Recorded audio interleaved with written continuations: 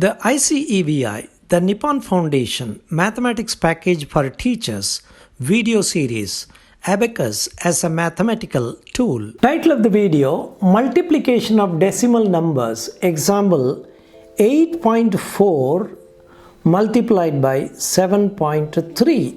Let us take this example 8.4 multiplied by 7.3 and let us convert the decimals into whole numbers. That means 8.4 becomes 84 and 7.3 becomes 73. The number of digits in the decimal part will be 2, as the number 8.4 has one decimal point and the number 7.3 has one decimal point. Therefore, two decimal digits in the result should be earmarked for the decimal part of the number. Let us now treat the two numbers as whole numbers and multiply 84 and 73. Let us set the multiplier 84 in the left extreme of the abacus. Let us count the number of digits of the multiplier, multiplicand, and add one column to the abacus, and the total is 5. Therefore, we have to set the multiplicand 73 from the right side of the abacus in the fifth column, 7 in the 10,000s column, and 3 in the thousands column. Let us start the multiplication of 3 with the highest digit 8 of the multiplier 84. The result is 24, of which the number 2 should be set to the immediate right of the multiplicand 3 in the hundreds column, and 4 should be set in the tens column. Let us multiply 3 with 4, which gives 12. We have to add 1 in the tens column and 2 in the units column. In the tens column, we have to do an operation within the column to set the number, whereas there is no problem in setting the number 2 in the units column. Therefore, the child can straight away set the number 2 in the units column and then come back to the tens column too to complete the setting process.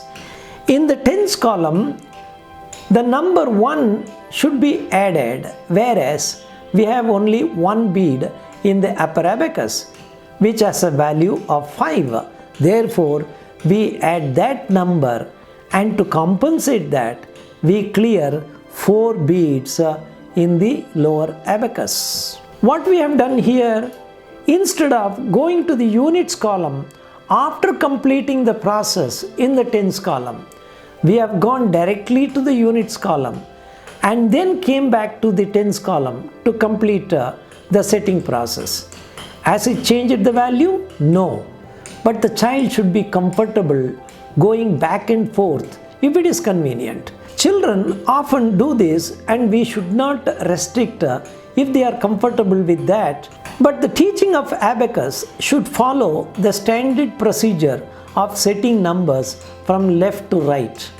Let us continue with the multiplication process. As the multiplication of 3 with 83 is over, let us clear the number 3 from the abacus.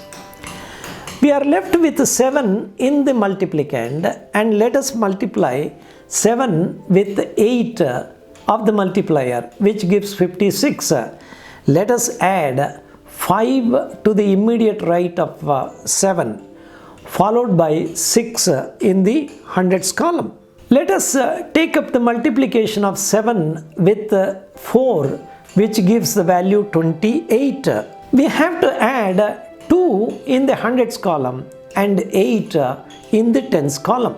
In both the columns, the setting of the number involves multiple operations, and therefore the child may decide to complete the tens column first before coming to the hundreds column.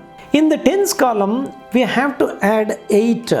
There is no possibility there, and therefore we add one bead in the hundreds column and subtract 2 in the tens column.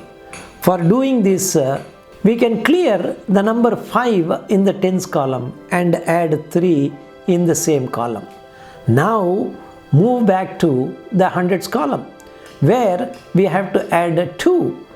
We cannot do that, and therefore one bead should be added in the thousands column, and to compensate this we subtract 8 beads in the hundreds column. Now that the multiplication of 7 with 84 is completed, let us clear the number 7 from the abacus and also the multiplier. The result number we get is 6132.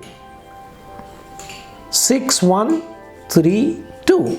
As the multiplier and the multiplicand have a total of 2 decimal digits, 2 digits from the right of the result number should be earmarked for the decimal portion, and therefore the result is 61.32.